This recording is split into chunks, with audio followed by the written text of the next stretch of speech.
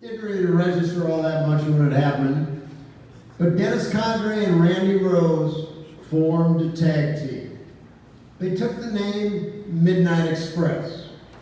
Now, a lot of people thought they took the name from the movie, but more people seem to think it may have been taken from the partying and celebrated that could be done after the witching hour had come to pass.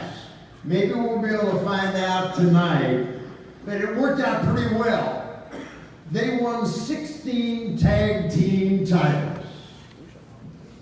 Then went from Southeast Championship Wrestling into Bill Watts Mid-South Wrestling. Now that was really not a big deal. Wrestlers went from territory to territory all the time. Except it was decided that Bobby would form a two-man team with his former rival Dennis Condrey, and they'd keep the name Midnight Express. They did one more thing. They made a man named Jim Cornette their manager. And from Mid-South to World Class Championship Wrestling to Jim Crockett Promotions, fans could not get enough of the Midnight Express as they seemingly redefined tag team wrestling. All lover boy Dennis Condrey, and then to be known as Beautiful Bobby Eaton, did was win 51 tag team titles under the guidance of Jim Cornette and become the most decorated tag team of all time. Their legendary feud with the Rock and Roll Express withstood the test of time for over 30 years. Then, in 1987, Beautiful Bobby Eaton needed a new partner. And it was Dusty Rhodes that made the decision to bring in a man named Stan Lane, who had some pretty good success in the AWA and other parts, along with Steve Kern as the Fabulous Ones. And it seems Dusty was a pretty smart guy, because all they did was win 4 more titles, including taking the NWA Tag Team Championship from the Horsemen, Arn Anderson and Tully Blanchard. So if you want to talk about staying power, there's none more staying and powerful than the names Jim Cornette and the Midnight Express. Now I can share a couple of quick personal stories about 2 of them. Back in the AWA, Stan Lane was my neighbor. He lived just down the hall from me. And one day, I was walking down to get the mail, and here's Stan Lane, and we started talking, and I was hanging around. He said, "What are you waiting for?" I said, "Blackjack Lance is coming over to pick me up." He said, "Where are you guys going?" I said, "Well, a mutual friend of ours, good friend, his son is 8 years old, and he's having a barbecue for his birthday. And his son's a big wrestling fan. Jack has known him for a long, long time. He's a good friend of mine. So we're just going to the barbecue." And Stan looks at me and he goes, "Was he a fan of the Fabulous Ones?" And I said, "Oh, absolutely." He says, "Well, I'll go with you." And that was Stan. He said, "Hey, little kid, barbecue, make him happy. I'll do that in a heartbeat." That was Stan Lane then and Stan Lane now. And Beautiful Bobby, as I said, I mean, if you're a wrestling fan, there's something magical about Jim Cornette and any member of the Midnight Express. It was maybe 6, 7 years ago. I was doing a show in Arkansas, and I'm standing there, and I see out of the corner of my eye, I say to myself, like I said, Jim Cornette, Midnight Express, that's magical. I go, still a fan of the business. I go, hey, there's Bobby Eaton. And all of a sudden, Bobby just comes walking up to me and he goes, huh? I'm Bobby Eaton. I can help him out. Anything you need, anything you want, you okay? Anything I can do for you? And I'm going, wait a minute, shouldn't this be the other way around? Me going, hey, you're Bobby Eaton. Is there anything you need? But that's the kind of guy Bobby Eaton is, was, and always will be. Because if you're a wrestling fan, and if your name goes along in any vein with Jim Cornette, you know you must be pretty damn good. Now, there is no one more fitting to present the awards to Jim and all the members of the Midnight Express other than Tommy Young, for no other reason than the fact he has refereed more Midnight Express matches than any other human being alive, along with more NWA Heavyweight Championship matches. But that doesn't begin to tell the story. We've all seen, as fans of the sport, and certainly Jim, I think you can attest to this, referees that are sometimes disinterested in the matches they're calling.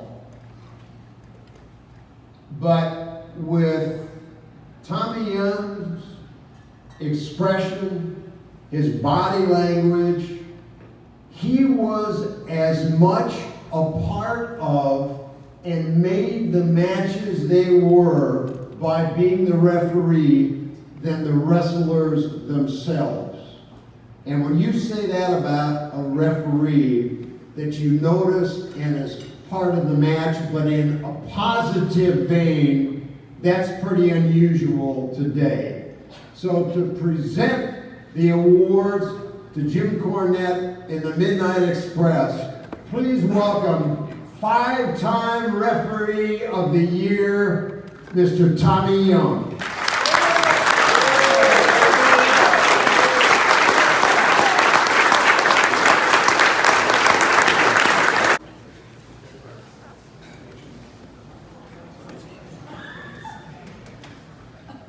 Well, it took some doing, but I found my way up here.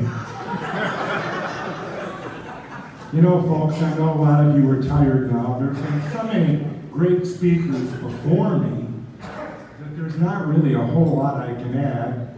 Greg, I know you can stretch me, so I'm going to argue Bobby Heenan was my idol, too. There were a number of guys that I never got to referee. I never got to referee Hulk Hogan. Never got to referee Steve Austin. So many of them. My career got cut short.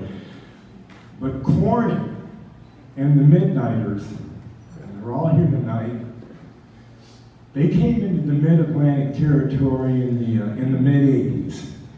And what was just said a little earlier really said it all. They were different from any team that I'd ever refereed. And that also includes their opponents that they usually work with, which of course were Ricky and Robbie, the rock and rollers. And of course, their great scaffold match in Atlanta. And I was standing right in the ring when Corny had to let go of that scaffold and hit the floor like a heat-seeking missile. Messed his whole knee up and everything, but he got out of there. Bubba dragged him out, and it was something to behold. But like I said, I know everybody's kind of tired, and there's not too much more I want to say, but working with these guys, Dennis and Bobby and Randy and Stan, I worked with all of them, because there were 3 different combinations, and it was just so much fun. It's been an honor to work with so many people that are in this room. For God's sake, Steve over there in the corner, I could go nuts, and you'd be throwing things off the table to get me out of here. So I do want to say, without any further ado, I would like to introduce Randy Rose, Dennis Condrey, beautiful Bobby Eaton, and sweet Stan Lane, and my old friend Corny, who never saw a microphone he didn't fall in love with. So ladies and gentlemen, I give you Jim Cornette and the Midnight Express.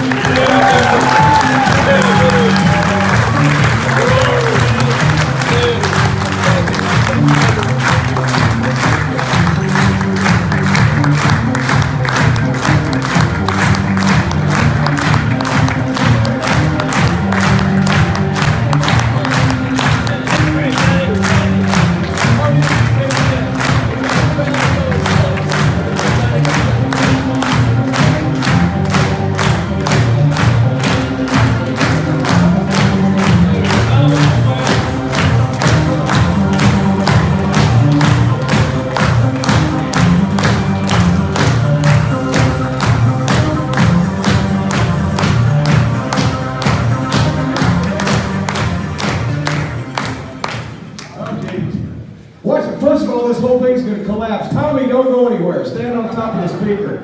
I know everybody said, oh Christ, it's 10 o'clock, they just handed Cornette the microphone, but I'm going to try. We're not selling time, we're selling action, right? First of all, I've got to say, Ken Resnick, the MC, listening to Ken Resnick is like listening to classical recordings. Actually, it's like listening to a 45 RPM single playing at 33 1/3. Ken, you're the only person I've ever seen who makes drying paint look like a Universal Studios thrill ride. Thank you very much. I'm going to call the Mayo Clinic. I've got that cure for insomnia. Thank you for this. I want to say also, where's Greg Gagne? Greg, you got something right, which proves the old adage that even a blind squirrel will find a nut sooner or later. But Bobby Heenan is the greatest manager of all time, without doubt. He was also the first one I saw on television, so when I had a week's notice from Jerry Jarrett, hey, if you want to be a manager, kid, show up next week with a suit. I already had the blueprint. I'll just do the shit that Bobby Heenan did. Because he invented managing. So you're right about that. But while there are a lot of arguments about who's the best this and who's the best that, no argument about Bobby Heenan being the best manager, there's also no argument, without question, in my opinion, I think in a lot of other people's, the best referee in the history of this profession is standing right there at the time of the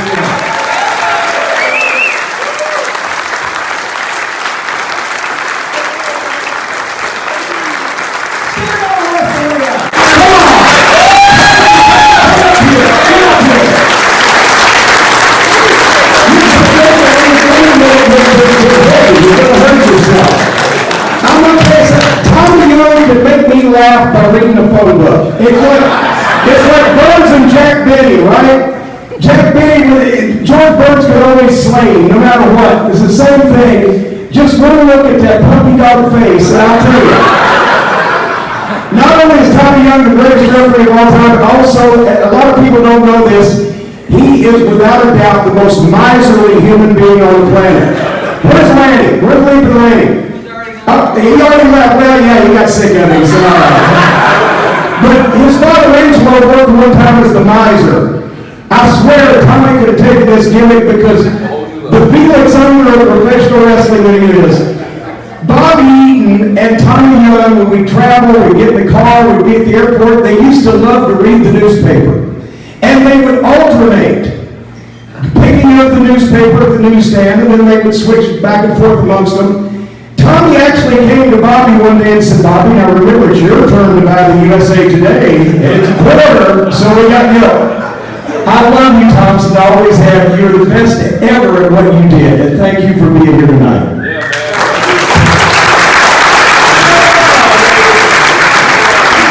And then he takes his hand out plaques and make it off with them.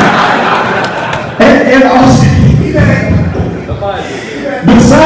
besides the fact that Tommy's the greatest manager, or greatest referee of all time, Bobby Heenan is the greatest manager of all time, I was lucky because I got to be involved with not one, but two, and peripherally three of the greatest tag teams of all time, and they were all named the Midnight Express.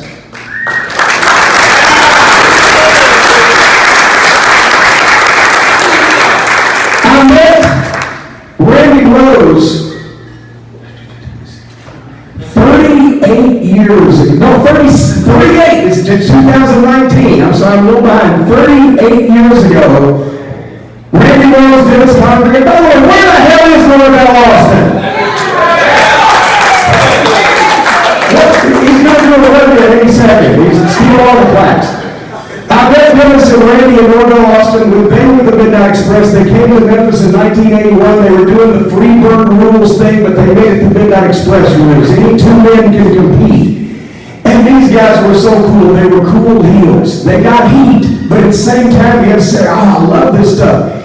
And they, although I must say that we did upgrade the entrance music a little bit, they were using Here Comes the Express by the BT Express. A lot of whistles and a lot of Here Comes the Express. But they were great. They were a great tag team. I was a ringside photographer / part-time ring announcer, and I got to carry the boombox around to play their music. And I also got to watch and see what a great tag team looked like, which was going to serve me very well, because, and I was jumping ahead, but in 1980, wait a minute, 81, I met you 38 years ago too. You were only 12 at the time. Well, by the way, what is the deal? Steamboat and Stan, their combined age is 247, they're the best looking men in the world.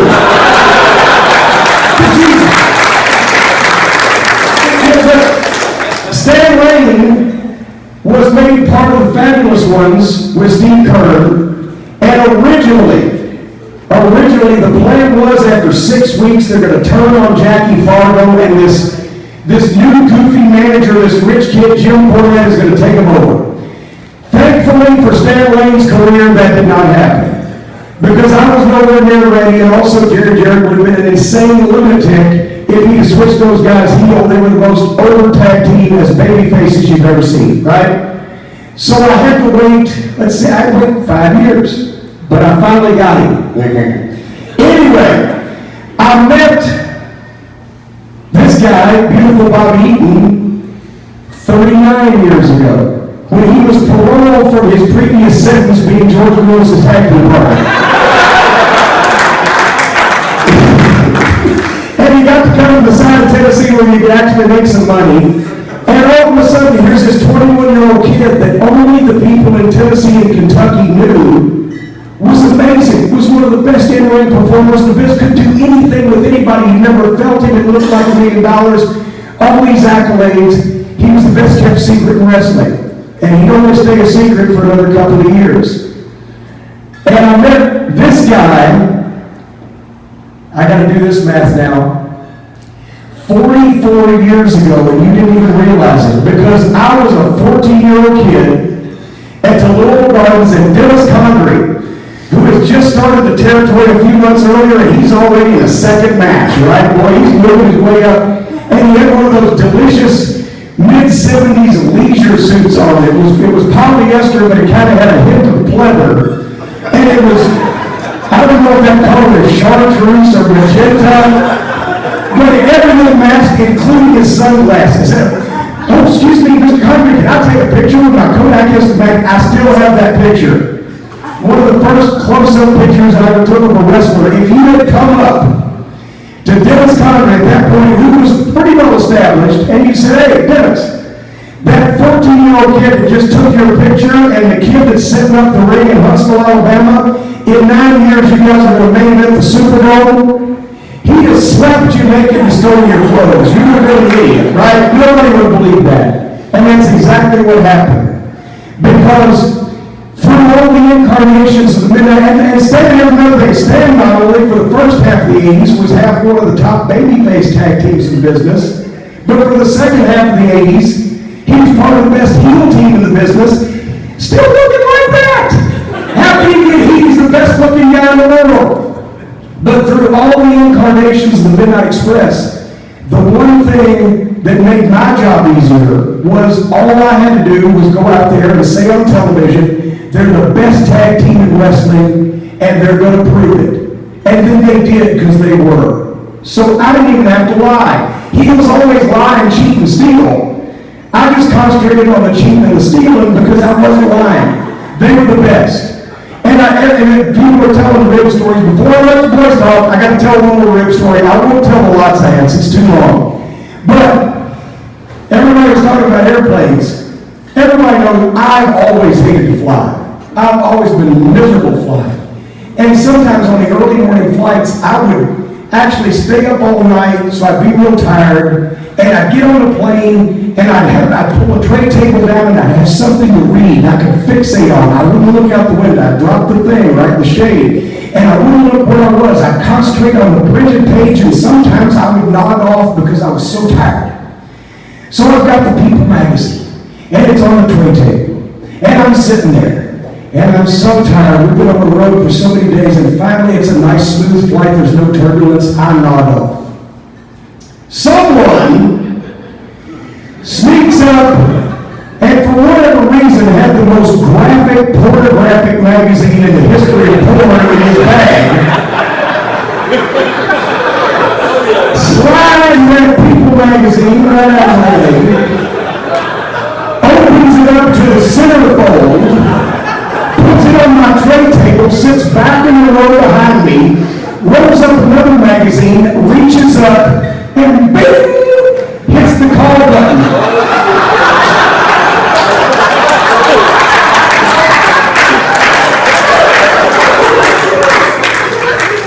First thing, well actually, before he did that, some old woman, right, some senior citizen is just walking backwards to go to the loo or whatever, and looks down and he said they looked like the old woman wanted to just backhand me, right? And then here comes the stewardess, and she comes over and look down to see what I'm at. Oh, turns away like, oh my God, it's graphic war photos. By the end of the flight, right, where we're just about to bang and ready to land, and it wakes me up, and I look down, and now I see it. And I'm covering it up, and I'm trying to stick it under the seat or whatever, and everybody on that plane looks at me, not only like I have Stephen Turner hanging out of my mouth, but like they're starting to pull out switchblades and tie hangman's nooses because they want to lynch me. Thank you very much, Stanfield. I appreciate that.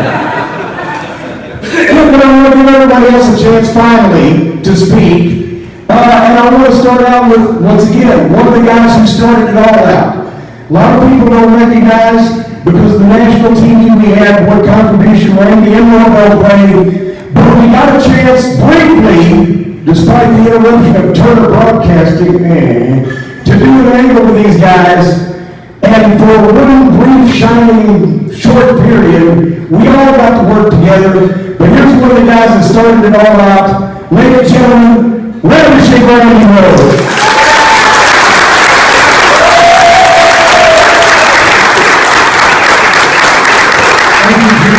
I'd first like to say, as Ken said, thank you for letting me be in your pulpit with this one. And then again, guys, I'd like to say thank all of the fans for being here too, and especially, we started the thing out, Dennis Connery and I, like they said over there earlier, 16-time Southeastern champion. We started the Midnight Express, and these guys went on to make the name even more phenomenal. And I was just lucky and very humbled to be a part of this. And I just want to say thank you to everybody, and especially to my partner back there in the Southeastern area. One of the toughest, excuse my expression, son of a bitches, we talked about some guys, one of the toughest SOBs in the business. I was in bar fights with him, he always had my back, and we were always together in the rain, whether it was Birmingham, Alabama, in the middle of a dadgum fight. He was always there for me. And I'd like to say this in standing and not anymore, because I know y'all are getting bored from hearing this, but this guy, I think, and any incarnation that we had of the Midnight Express, that you guys really took it on to be better and more, to make the name even more phenomenal. This guy, in my book, is the toughest son of a gun in the business. He had not only beat all of the guys behind us in the bars, he has beaten cancer, and he's my hero.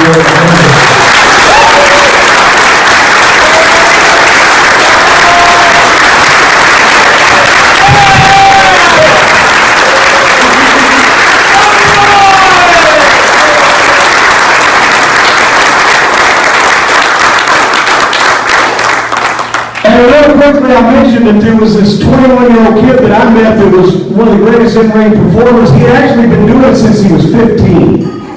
Because he had a friend of his, Orlando, in Huntsville. They would get there early so they could get in free if they helped set the ring up.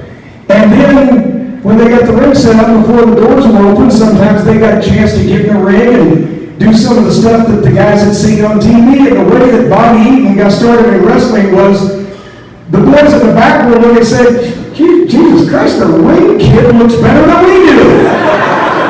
And so they had to let him, just if nothing else, because George needed him. But that well-kept secret, within the next 3 years, would be a national star. And he's also, besides the fact, one of the best in-ring performers. I gotta tell them, we're Barry Windham, BW. Okay, just real quick.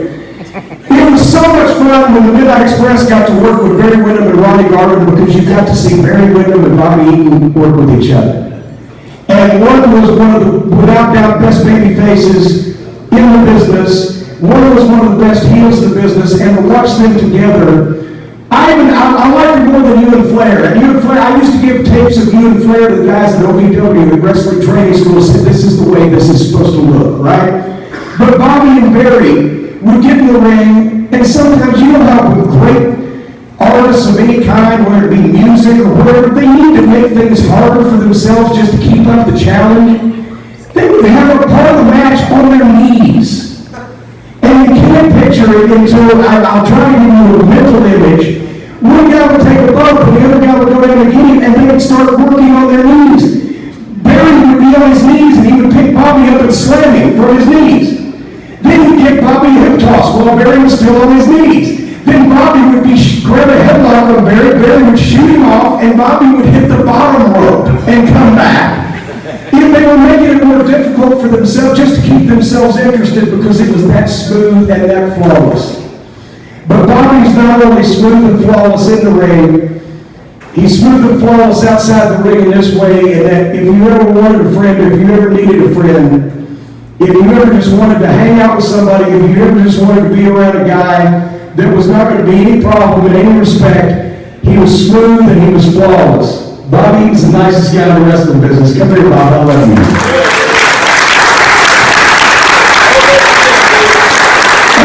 If you talk nice to him, you might actually say something. Come on, what do you think? Bobby! Bobby! Bobby! Bobby!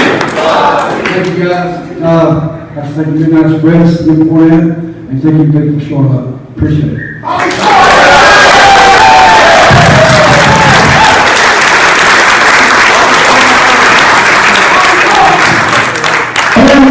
And like Kim actually, I don't know, somebody may have edited on Wikipedia. I think you left a few things out, Kim, and you know the details, but the fact is that we got a shot in the arm in 1987. As I said, Stan had been a member of one of the great babyface tag teams. The Fabulous was they were the first MTV-style tag team. They did the music videos. They had the name of Jackie Fargo in Tennessee behind them. And then they went on to greater things, but finally, when we needed somebody, Stan was there, and he brought a different look, i.e., women actually started liking everybody, right? I should say with Dennis and Bobby behind me, but no. But Stan, I mean, look at Stan, for heaven's sake, he's gorgeous. That's why he's the gangster of love.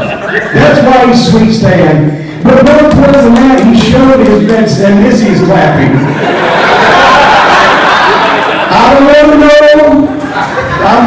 Did you read Rick Foley's book when he said he once roomed in the same hotel with Stan Lane, and he saw Stan walking down the hall with three bottles of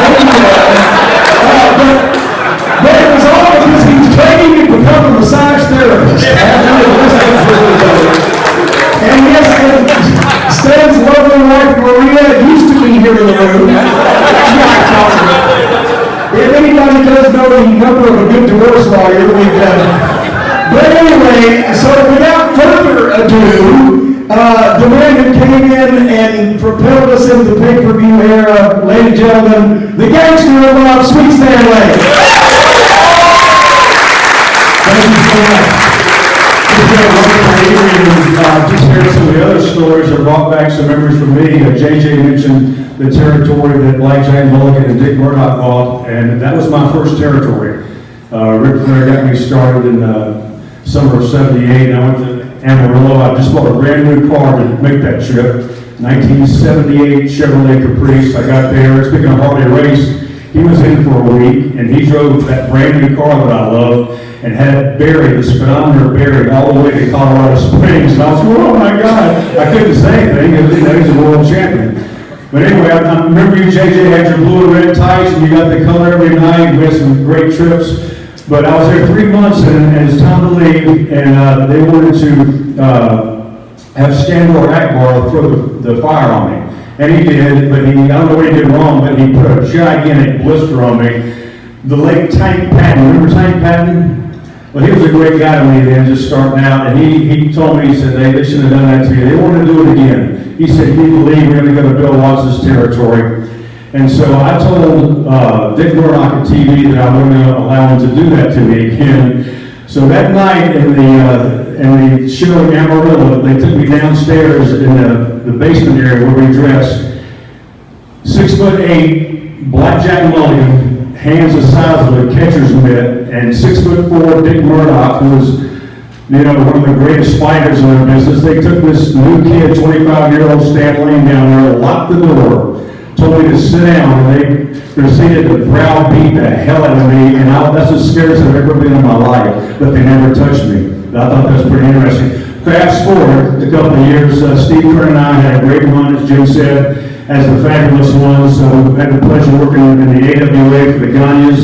We had 2 runs in Memphis, and we just left there and went to Florida. And Florida territory wasn't doing so well at that time, and my partner Steve Kerr approached me and said, Stan, I'm going to have to hang it up. My father-in-law is a very successful real estate mogul down in the Tampa area, and I'm going to go into the real estate business. And I said, go ahead, brother, you got to do what you got to do, I understand. But that left me like a fish out of water, a guy that wasn't that big, that always worked tag teams almost primarily in my career. I had nowhere to go, nowhere to do, and we weren't making much money. And I was approached at the Sportatorium by, once again, J.J. Dillon, who said, Dusty Rhodes wants you to give him a call up in Charlotte. And I had no clue why. But I, of course, made the call later on that day. They flew me up there, Bobby picked me up at the airport, met Jim Crockett, met Dusty, joined the Midnight Express, one of the greatest days of my life, and a great cap to my career. I tagged later in Smoky Mountain with you, and of course Dr. Tom Pritchard. But it was a great era for me, joined the Midnight Express. I was so lucky to be one of the greatest or the greatest mouthpieces, one of the greatest or the greatest workers, and I just kind of tagged along, a fun-loving guy who happened to be at the right place at the right time. And we always enjoyed working for you fans.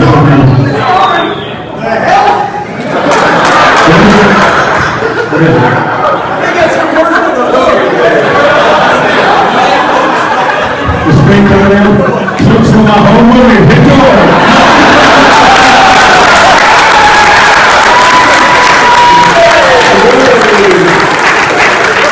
But anyway, as I was saying before the screen came down, whether you guys booed us or whether we made you laugh or entertain us, that's what we wanted to do. Primarily was entertain you. And it's so wonderful for all of us to come out. I think I speak for everyone saying it's great to meet you fans face to face, shake your hand, break bread with you, and let you know that what we did could not have been done without you. So please give yourselves a round of applause. And all that have a good night together. Thank you so much.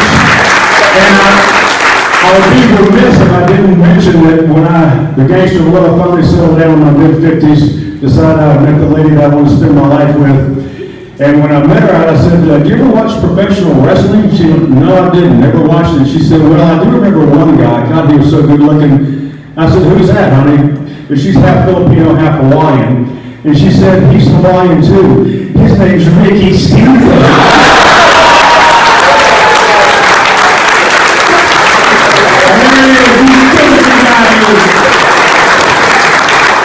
Thank you so much. Thank you for the Lord, and hope to see you again soon. Sweet family!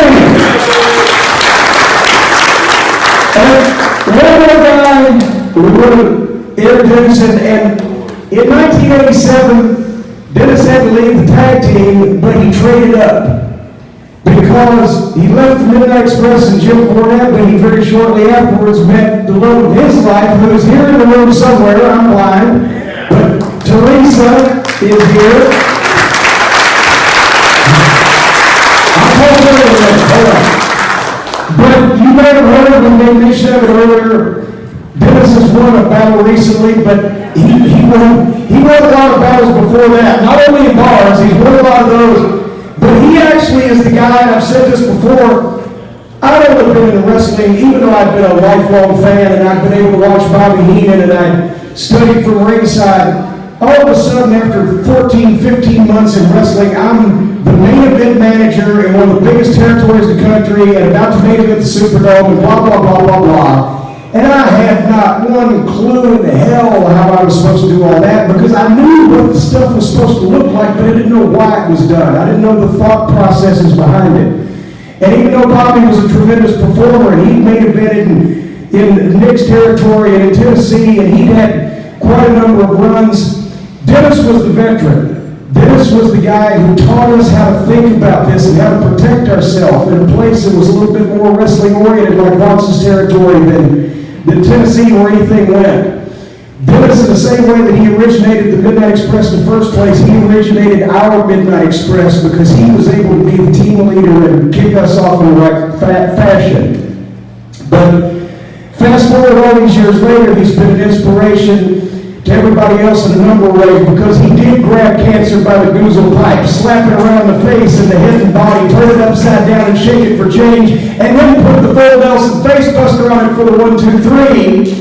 So I would like now to not only introduce the man who originated the Midnight Express, the man who taught me a lot of what I know about being a main event heel manager, but the guy who kicked cancer's ass and took its name at the same time. Ladies and gentlemen, welcome to Dennis Condry.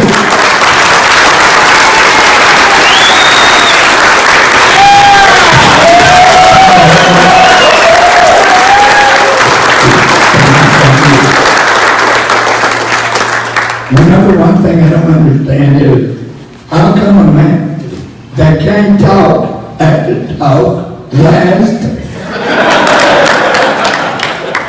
That's messed up, man. I should have been first.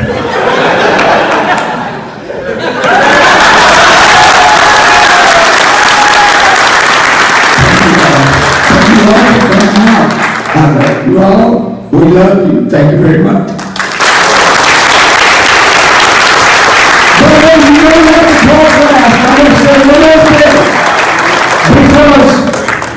People may not know here in the room, some of you do, but over this past year we've done a number of 35th anniversary reunions with the Midnight, because it's 35 years since Dennis and Bobby and I went to Mid-South and started that whole run. But with Randy and Dennis, it's more like 38, and Stan, you're the punk here, you're the rookie with only 32 years, but some of the things that we've done as part of the 35th anniversary was sell some autographed pictures of the team and some of the Midnight Express scrapbook packages, with part of the proceeds going to the American Cancer Society in Dennis's honor. And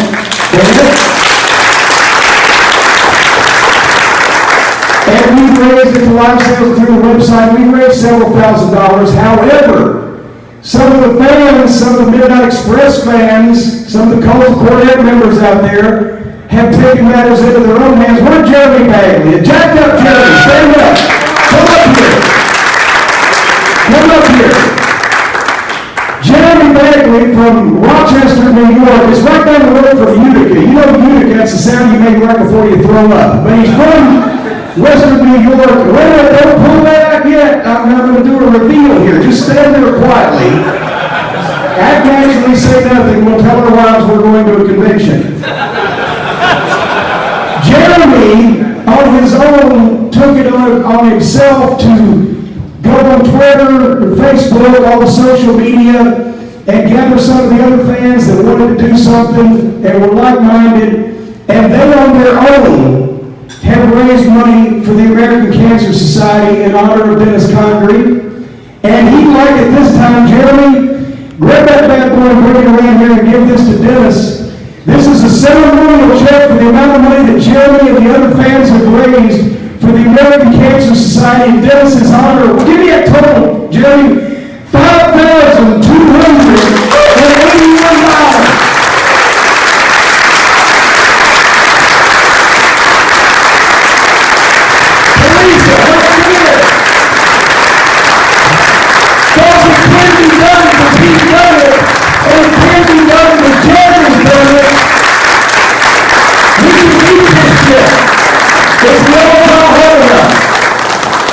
Teresa, this is as much yours as it is Dennis's.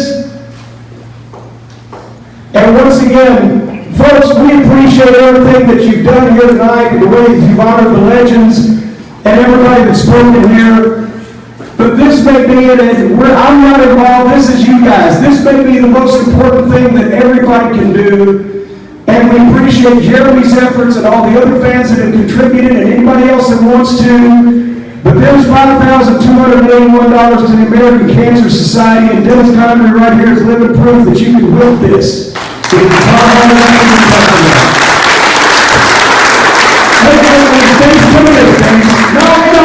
No, she's blubbering. You've been a part of this too. You've been just as well. Stand up and wave. Okay, that's it. Anyway, thank you guys. I hope you enjoyed it tonight. I hope you've had fun. I also hope that you enjoyed getting a chance to hear from the legends, the people you saw when you grew up, and most importantly, we feel the same way. Thank you guys for after 35, 32, 38, all these decades, remembering what we did and appreciate it. We thank you, everybody. We appreciate it. Thank you very much.